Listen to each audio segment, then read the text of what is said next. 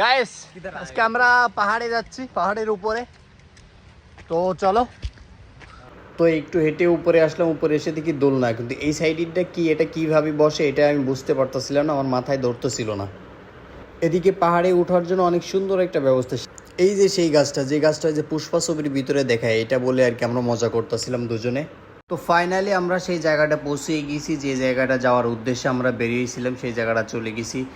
তো আমি একটু নিচের দিকে যাচ্ছিলাম, এখানে অনেক পিছলে, তাই দেখে শুনে যাচ্ছিলাম, আস্তে আস্তে করে ওই পারে যাচ্ছিলাম। এদিকে ক্যামেরাম্যানকে বলছিলাম তুমি একটু উপরের দিকে ধরো, কত সুন্দরভাবে পানি নামছে, একটু নিচের দিকে ধরো। Wow, just wow. আর এদিকে আমি একটু মুখটা ধুয়ে নিচ্ছিলাম, কারণ অনেক নিচের থেকে পাহাড় বেয়ে বেয়ে উপরে উঠছি। আমি আরেকটু উপরে মানে ওখানে যাওয়ার চেষ্টা করতেছি, পাথর অনেক স্যাদলা পড়ে গেছে। এখন যদি আমি স্লিপ করি, স্লিপ করলে মনে করেন কি হাত পা ভাঙে আমি হসপিটালে, ঠিক আছে। তা আস্তে আস্তে যাচ্ছিলাম, আস্তে আস্তে যেই কোনো রকম দাঁড়াইছে। আর উপরের থেকে যে পানিটা নামতেছিল না, আরও বাস্তবে সত্যি অনেক সুন্দর লাগতেছিল দেখতে। তো ওখানে বেশি লেট করা যাবে না, আস্তে আস্তে চলে আসছিলাম, কারণ সন্ধ্যা